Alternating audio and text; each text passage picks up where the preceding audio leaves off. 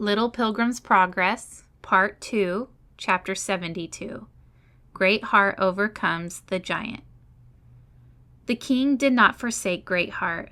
When the fight began again, the lad felt that his strength and courage were increasing every moment, and before long he succeeded in bringing the giant to the ground.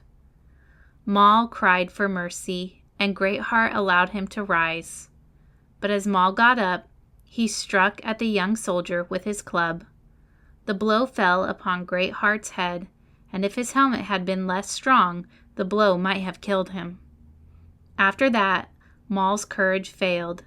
Great Heart's sword had wounded him in his side, and he began to feel faint and could no longer hold his heavy club.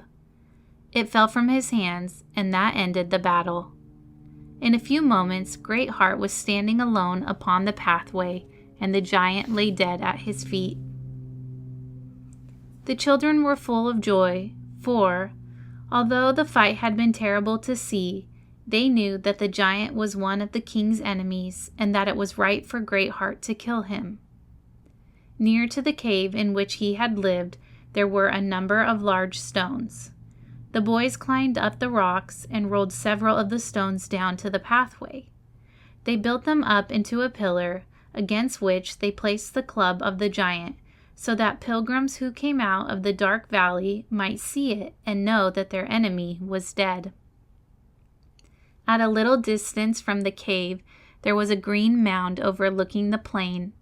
From it, Christian had seen Faithful, and when the children came to it, Great Heart advised them to sit down and rest and eat some of the fruit that he had brought from the house of the interpreter. As they sat comfortably upon the grass, Christiana asked him whether he had been wounded. "Not much," he replied. "My armor is so good. I have only a few cuts and bruises which will soon be healed." "Were you not frightened when the giant struck you with his club?" said Christiana. "Yes, but I knew the king would help me. The good prince himself has often been wounded, but he has always conquered in the end, and he will not let his servants be overthrown if they are faithful to him." It was now late in the evening, and, although it was summertime, the light was beginning to fade, so the pilgrims were obliged to hasten on their journey. Many fine oak trees grew upon the plain, and some of them stood quite close to the way of the king.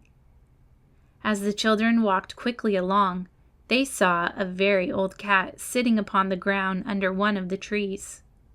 His staff was in his hand, but his eyes were closed, and he seemed to be asleep. "He is dressed like a pilgrim," said Matthew. "Yes," said Great Heart, "he is a pilgrim, but we must not leave him sleeping here." He touched the old cat's shoulder to awaken him, and the poor pilgrim sprang up trembling, for he thought an enemy was going to seize him. "What is it?" he cried. "Who are you?"